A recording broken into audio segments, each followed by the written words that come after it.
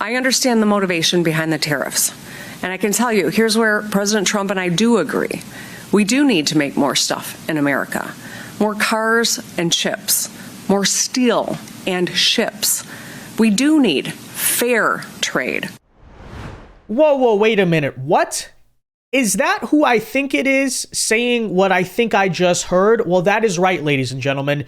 You are not dreaming. Your eyes and ears are not deceiving you. Indeed, guys, what you just heard was Michigan Governor Gretchen Whitmer coming out in support of President Trump's tariff policies in a move that some would say is shocking and surprising, although perhaps when you really break down the context, maybe it isn't. Maybe she is one of the few Democrats out there who is actually staying to many of the principles that decades ago Democrats claimed they were in strong support of, but we'll get to that later. First and foremost, I want to point out the fact that this is notable, interesting, and fascinating to a lot of people because these comments come just 24 hours after Gretchen Whitmer was spotted meeting with Trump at the White House and actually standing in the corner here as Trump talked to the press yesterday. And a lot of people were asking what exactly is going on there. Well, here was President Trump's announcement on apparently why he was having a meeting with Governor Whitmer. Here you go. We're honored to have Gretchen Whitmer from Michigan, great state of Michigan. And she's really done an excellent job and a very good person. And we're working on the Selfridge, as you know, the air base. We're trying to get the air base open, keep it open. I think, Gretchen, if you're there, and Matt Hall, the Speaker of the House of Michigan. And he's been fantastic as the Speaker. I appreciate it. We won the state, Matt, and you helped me a lot. I did, and you made me Speaker, so thank you, Mr. President. Oh, I did. That's good too. And Gretchen, I think everybody knows. So we're working on that very hard, and I think we'll come home with a winner for Michigan. Okay? I just spoke with the Secretary of Defense. Sometimes we call him the Secretary of War. It used to be called the Secretary of War. They changed it when we became a little bit politically correct. But I think we're in great shape. We're going to be in great shape. So thank you very much for being here. Thank you very much, Matt. Congratulations. Great job. All right, so you saw and heard that, and then 24 hours later, Gretchen Whitmer is coming out and bucking all the other Democrats by saying she supports the tariffs and these policies. What exactly is going on here? Well, let's break that down and talk about it in today's video, folks. So if you enjoy the content, do us a favor. Make sure you hit that like button down below and subscribe to the channel if you are new. You subscribing is the best way to support our work and ensure that we can keep doing these videos. And with that said, I think you can already expect the response from the Democrats in regards to Gretchen Whitmer's activities in the past 24 hours. As you can see, Fox News reporting right here, Gretchen Whitmer angers the Democrats and suffers a, quote, huge embarrassment with Trump meeting at the White House. And guys, let's keep in mind, apparently, according to the context of that video, as I understand, they were there to discuss something having to do with a military base, right? This is not exactly a super partisan issue. This is just, hey, the federal government working with the states on something, you know, rather benign, I would think. But here's the reality. When you're dealing with a party so deeply entrenched in the Trump derangement syndrome that we all clearly know about, then understandably, the moment that you meet with the president or even try to act or say anything nice, that's what happens, right? The Democrats are absolutely going to come for you here. So as you can see, Michigan Governor Gretchen Whitmer is under fire from fellow Democrats after appearing alongside President Donald Trump during a White House signing ceremony, sparking accusations that she was used as a, quote, political prop. Just an effing disaster, said one Democratic operative who usually supports Whitmer but spoke anonymously to NBC News. It feels like it removes some of the momentum she had as a politically savvy swing state Democrat. And of course, that was yesterday with this White House meeting. Now Whitmer is coming out today saying that she is in support of the Trump tariff policy that the entire Democrat Party is uniting to say is bad. That's what they're saying. Effing disaster. How dare she do this? She's a total idiot. But here's the reality. Okay, here's the thing I think a lot of these people fail to recognize. You say, for instance, that she's a politically savvy swing state Democrat. That's true, by the way. That is exactly what Gretchen Whitmer is. And what swing state, guys, is Gretchen Whitmer from? It is, of course, the state of Michigan. Yet you are all so surprised that she's coming out in support of the tariffs, specifically the auto tariffs. Who do you think lives in Michigan? What do you think Michigan is known for? Like, is this exactly, guys, some type of gigantic mystery? Because here's the way I ultimately see it. So I think a couple of things are going on here. First and foremost, Whitmer is obviously angling herself for 2028. And as both she and Gavin Newsom and some other Democrats appear to see, including Stephen A. Smith, if he ends up deciding to run, although I don't know how serious that whole movement is there is this general consensus everyone is aware of, besides the rather 20% of like crazy lunatic activists running the Democrat Party, that en masse, what the Democrat Party probably should do is move to the center, right? I think that's what everyone understands. The whole strategy of Trump derangement syndrome that worked for the past 8 years eventually did not deliver on November 5th. But beyond that, you're not going to be running against Trump, at least we expect, right, in the 2028 election. So that's what the American people want to see, number one. And of course, number two, let's not even think that complicated about it, guys. She's from Michigan. What do you guys expect? And by the way, Gretchen Whitmer, in some ways, I'm not here to defend her, okay? I'm not exactly saying that she is an amazing character all of a sudden because she met with Trump. I think she's being massively opportunistic here. I think that, she knows exactly what she is doing. But nonetheless, okay, it is worth noting here, the stance she is currently taking on the tariffs, that she is being widely seen as such a traitor or a turncoat on, is the exact stance that the Democrat Party had for years. The difference is Trump is just enacting it, and it turns out that Trump derangement syndrome really does rule and override all sense of policy or ideology or beliefs or like literally anything. In terms of tariffs, I think it's interesting to note that the average U.S. MFN tariff on Chinese goods coming into the United States is 2%, whereas the average Chinese MFN tariff on U.S. goods going into China is 35%. Is that reciprocal? In terms of jobs, this is the biggest and cruelest hoax of all. The China trade supports 170,000 jobs in the United States, 170,000 jobs, whereas our imports from China support 10 million jobs at least. The fact is that U.S.-China trade is a job loser. President Trump argues that these tariffs are needed to bring American manufacturing back and to help American workers left behind in places like Minnesota. He has support from the UAW. The UAW called his auto tariffs, quote, a long overdue shift away from a harmful economic framework that has devastated the working class. It signals a return to policies that prioritize the workers who build this country rather than the greed of ruthless corporations, unquote. Look, I think the president's doing the right thing. China has been taking advantage of us for two decades.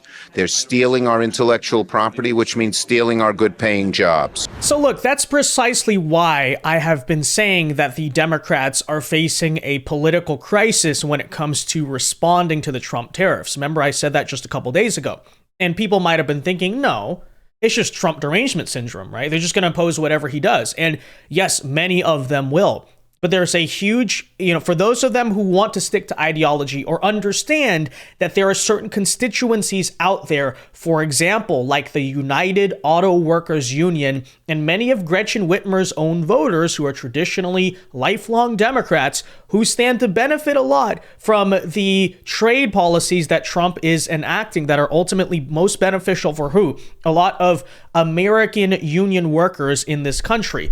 And again, that is exactly why the Democrats have a huge messaging problem, because whatever angle they take, they're screwed up. Okay, if they come out in support of the Trump tariffs, like some are doing, they'll say, oh, you're selling out to Trump, right? The base won't be happy. As you've seen from the current state of the Democrat base, they want total opposition. They don't want any bipartisanship. They're like, how dare you? Everything Trump does is bad. So if Trump is actually helping the American working class and we're the Democrats, no, we support Wall Street. We support the corporations. Don't you know? Right? 100 corporate CEOs endorse Kamala Harris. This is liberals saying they have no actual principles about anything. Now, here's the thing about Gretchen Whitmer, though, okay, is, look, to be clear, I'm not here to defend her. She is, I think, highly opportunistic. I don't think she's exactly doing a lot of this stuff in good faith. It seems to me it's pretty clear there's something she maybe wants out of this. She's trying to launch 2028 or whatever. And I guess she's just making a calculation here that, hey, if I move more to the center, if I show I'm willing to work in a bipartisan manner, that will ultimately be beneficial to me. But I think here is and by the way, she's not wrong about that, right? Her current attitude might go well in a general election. Gavin Newsom's current attitude might go well in a general election, although in his case, I think he is so sleazy and slimy. I don't know, people might see through the act, but he has the right idea, at least in terms of political strategy. But the issue is this. I think ultimately that Democrats are going to face not just on this tariff battle, but really going forward in the 2028 primary when all of these different characters, clowns, and Looney Tunes characters are going to be running against each other, is that while the general electorate of the center might like people actually acting like the center, you've seen the Democrat base, okay? And you've seen the way they've been responding, guys. And it's not really the same as maybe even 4 to 8 years ago, right? The Democrat base is incredibly angry. There's a reason why the Democrat Party is at a 21% approval rating in many different areas. And it's not just because of the Republicans saying that. The common consensus we've been seeing from a lot of even the hardcore resist lib Democrats is they want the party to actually stand up and fight harder against Trump, right? And you see that. That is a Democrat base. The Democrat base are not the centrists. There may be centrists who are registered Democrats, but the base, the people who are active in the party, the people who are going to march in the streets and be the most engaged in the primary, they're the people who are currently showing up to town halls and screaming and vandalizing Teslas. So that's the problem that Gretchen Whitmer, Gavin Newsom, and all the Democrats who are trying to make, I guess you could say, smart political calculus here, are going to face in 2028, is the base doesn't want to hear it. Any time that you go out and remotely say anything in Trump's favor, or even accidentally, like you show up to the White House to discuss something and it gets out to the public, anytime any of that happens, guys, the base is going to say, you're a traitor, you're selling out to MAGA. I mean, after all, just take a look at the reaction that Gavin Newsom has been getting as of late and ask yourself if this party can ever get out of its own way. Absolutely not. I think this is a poor strategy for Gavin Newsom. I actually did think that he was one of the leaders that would come out in terms of 2028. I remember watching his annual State of the Union address in California, and he criticized Republicans, and he promoted California as an antidote to the poisonous populism of the right. Now he has a Steve Bannon on the show who's saying, you're going to get to populism. There's a long road. He gives zero pushback there. He gives zero pushback, as Sarah pointed out, to really what is a slur against Senator Warren, a sitting senator. He gives a platform and normalizes, in my view, an election denier and someone who is the person who is behind Project 2025. And I believe that, if you are going to be a public servant, you better be unapologetically authentic, because voters can sniff out inauthenticity in a second. And I thought that was one of the most inauthentic things I have seen Gavin Newsom do. Wow. So you don't believe in the let them hang themselves theory? No, I'm terribly disappointed. I think you meet energy with energy. And what he did was he showed his pretty white teeth and his cute face and did nothing other than that. And I think it's despicable. Yeah, see exactly what I mean. That's the problem that Gretchen Whitmer is going to face if she goes down this strategy, which otherwise would be smart. Again, she's the governor of Michigan. She understands her area of the country, okay? Michigan is a state that Trump won, but also Gretchen Whitmer won. Why is that? Well, because I think, especially when you come to the 2028 election, while there might be so much panic about these tariffs in states like, say, California and New York, those Rust Belt states that decide the election between Pennsylvania for the steel and Michigan in the cars, don't be surprised. Maybe Trump's tariff policies are actually a lot more popular there, perhaps, in the key swing states of this country than people might think. Nonetheless, here is the reaction that Gretchen Whitmer is getting for that instead. Both between meeting with Trump and, of course, coming out today in support of the tariffs. Instead, Gretchen Whitmer ended up standing off to the side as the president signed executive orders in that picture, as we saw. Many of the orders were not backed by Whitmer, but her mere presence near the Resolute desk gave the appearance of support, an image that didn't go unnoticed by members of her party. So literally, what happened yesterday? I'm not here to defend Gretchen Whitmer. She's terrible. What she did during COVID is unexcusable, okay?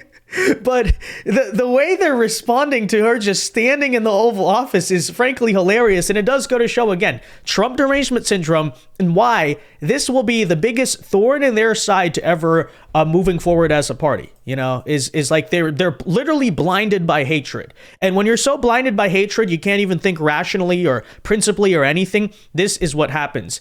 CNN senior reporter Edward Isaac Dovier called the moment a, quote, huge embarrassment. While CNN host Audie Cornish said bluntly, this does not look like the politics of resistance, by the way, guys, talking about this picture right here. Because that's what they want, right? Only pure resistance. And of course, you think any of these people are happy that Gretchen Whitmer came out in support of the tariffs? Absolutely not. Because they're like, who cares if United Auto Workers is one of the biggest Democrat groups and Democrats were going around the convention saying, union, yes, union, yes. We don't actually have principles. We don't care about union workers. And yeah, I guess we are ultimately, cliche but true, the party of the Wall Street billionaires. And that's all we care about. And that's our only political interest. So how dare you actually follow, I guess in some cases, the words that Democrats have been saying for decades, right? Don't you know? You have to just stand up and resist everything, including some, the tariffs may be something that are key to the most important constituency in your state. It doesn't matter. Sell out your own people for the sake of stopping Donald Trump. And if not, you're a traitor. How dare you betray the resistance? It's insane, right? This is an insane cult. They say MAGA is a cult. This is cult behavior right here. Okay, truly. Anyways, Dovier also insinuated that the situation was set up by the Trump team, saying, quote, Governor Whitmer went for this meeting with the president and he used her as a prop. Well, objectively, if that's true, that's pretty smart and hilarious on Trump's part. What can we say? All right, we're smarter and better at this than you. Okay, anyways. Critics said the moment undercut Whitmer's persona as a rising Democrat leader, especially as Trump praised her on camera, calling her, quote, a very good person who had done an excellent job in Michigan. Apparently, as you can see, they've been working on the Selfridge Air Force Base outside of Detroit. So I guess, right, how dare we work on the Air Force Base? Just don't do that. But again, that's the funny thing that you're going to see is the Democrat Party, both on this issue of tariffs, and I think more broadly, as some Democrats believe they should move to the center or work with the president, is this massive civil war and cannibalizing that is about to ensue, right? Because you're going to have some Democrats like Gretchen Whitmer, like the United Auto Workers, who will come, again, not defending them, but they're going to come out and say, I thought we were supposed to be for policies, right?